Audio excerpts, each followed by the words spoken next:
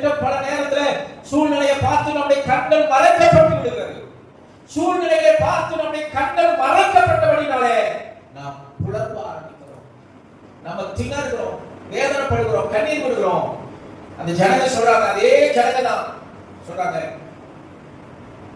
எகிப்தில பிரேத கூட இல்லை என்று சொன்னியா, இந்த நடு வனாந்தரத்துல வந்து எங்களை சாக வைக்கிற, அங்க எகிப்தில செத்துருந்தாலும் இயற்கையே செத்துருவோம், இப்ப இங்க வந்து பட்டயத்தால சாக போறோமே, கண்ணீரோடு கதறுகிறார்கள். ஆனா தேவ திட்டம் என்ன தெரியுமா? அதான் உங்களுக்கு நான் சொல்றேன். அன்புடையதுக்காக நான் முதல்ல வாசிச்சேன் 4 வசனத்தை சொல்றேன். அவருடைய எல்லா ராணுவத்தினாலும் நான் என்ன செய்வேன்? சத்தமா சொல்லுங்க, மகிமைப்படுவேன்.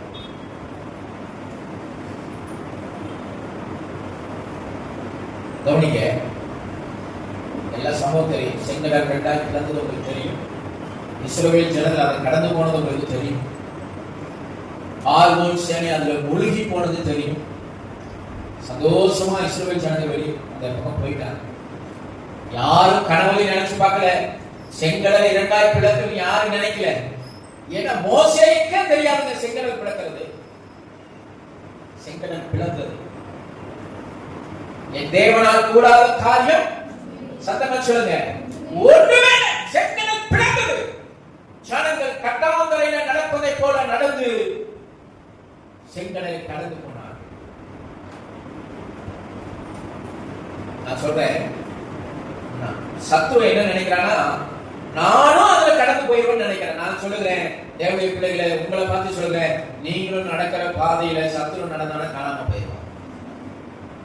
நீங்களும் நானும் போகிற அந்த வாழ்க்கை பாதையில எத்தனையோ பிரச்சனையை சந்திக்கிற பாத்தீங்களா? அந்த பிரச்சனையில கர்த்தர் நம்மளை நடத்துறதுனாலதான் நம்ம செங்கடல் கடந்து போறோம். நம்ம கடக்கிறதுக்கு காரணம் அவரு.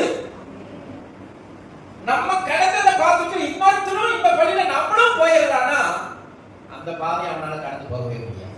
குரலிலே சொல்லுது, எத்தனை பேர் நான் சொல்றது புரியுது? நம்ம கடந்து போற பாதையை, நம்ம பிரச்சனை போராட்டத்தில் எல்லாத்தையும் கர்த்தர் நம்மோடு கூட இருந்து அவர் நம்மளை செங்கடல் தாண்டி போக கர்த்தர் நம்ம திரும்ப பாராட்டி இருக்கிறாரு.